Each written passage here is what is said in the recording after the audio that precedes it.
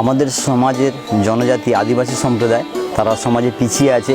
বিভিন্ন সমাজকে তারা সামাজিকভাবে কঠিন কর্মঠ কাজের মধ্যে দিয়ে তাদেরকে সেই প্রাধান্য বা মূল্য দেওয়া হয় না।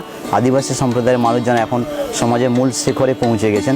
আমরা দেখতে পাচ্ছি ভারতের রাষ্ট্রনায়ক যিনি রাষ্ট্রপতি হয়েছেন দ্রৌপদী মুর্মু, এবং শুধু দ্রৌপদী মুর্মু নয়, আদিবাসী অনেক প্রতিভাবান মানুষ তারা শিক্ষা দীক্ষা সৃষ্টি কৃষ্টির মধ্য দিয়ে তাদের কৃষ্টিকে তুলে ধরেছেন জনসমাজের মুখে। তা সেই সমাজমুখী করার জন্য তাদেরকে আমরা সম্মান প্রাধান্য দেওয়ার জন্য আমাদের মনে ভাবনা এসেছে যে আদিবাসী সম্প্রদায়টাকে প্রতিমার মধ্য দিয়ে রূপের মধ্য দিয়ে সমস্ত দর্শকবৃন্দদের কাছে আমরা উপহার দেব। এই চিন্তাভাবনা নিয়ে আমরা এগিয়ে এসেছি বর্তমান বছরে।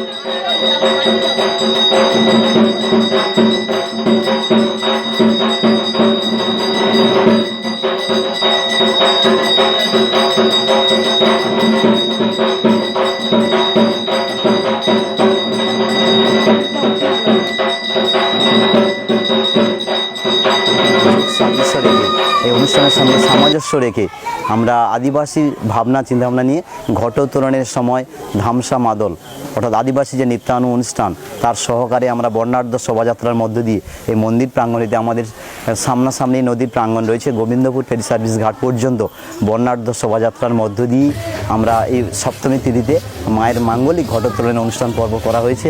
এবং আদিবাসী নৃত্যানুষ্ঠানের মধ্য দিয়ে সমস্ত মানুষজনের কাছে আমরা এই শিক্ষামূলক সচেতনমূলক অনুষ্ঠানটাকে তুলে ধরার চিন্তাভাবনা করেছিলাম।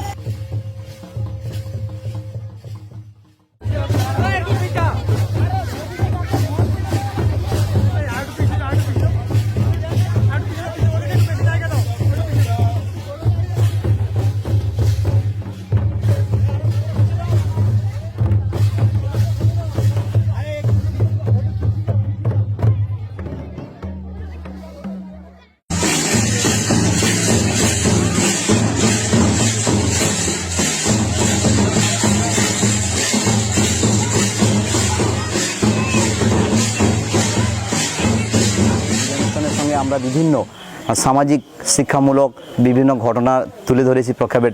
বর্তমানে মদ্যপান একটা মারাত্মক ব্যাধি হিসেবে সমাজে ছড়িয়ে পড়ছে, সমাজকে দূষিত করছে, কুলসিত করছে। সেখান থেকে রক্ষা করার ক্ষেত্রে আমরা মদ্যপান সচেতন বার্তা দিয়েছি, ডেঙ্গুর প্রভাব চলছে তারও বার্তা দিয়েছি, এবং বর্তমানে নদী সংরক্ষণ করার ক্ষেত্রে গাছ লাগাও গাছ এটাও আমরা ভূমিকা রেখেছি। সেফ ড্রাইভ অত্যন্ত জরুরি। মদ্যপ অবস্থায় কিংবা ঝুঁকিপূর্ণভাবে হেলমেট না নিয়ে অনেকেই ড্রাইভ চলাচল করে, সেগুলো বার্তা দিয়ে যেটা আমাদের দৈনন্দিন জীবনে অত্যন্ত জরুরি প্রয়োজন। জীবন থাকলে আমরা সবই আনন্দ উপভোগ করতে পারবো, কিন্তু জীবন চলে গেলে তো আমরা আনন্দ উপভোগ করতে পারবো না। এই ভাবনাকে রেখে আমরা সামাজিক শিক্ষামূলক যেটা আমাদের দৈনন্দিন জীবনে অত্যন্ত জরুরি প্রয়োজনীয় সেটাকে আমরা বিভিন্ন আকারে বিভিন্ন মাধ্যমে অনুষ্ঠান শিক্ষামূলক প্রচার মাধ্যম বিজ্ঞাপনের মাধ্যমে এবং আমাদের ব্যানারের মাধ্যমে সকলের কাছে এই বার্তা দিতে চাইছি যাতে সবাই সুস্থ থাকুক, সুন্দর থাকুক, ভালো থাকুক। এই বার্তাটা আমাদের চিন্তাভাবনা রয়েছে।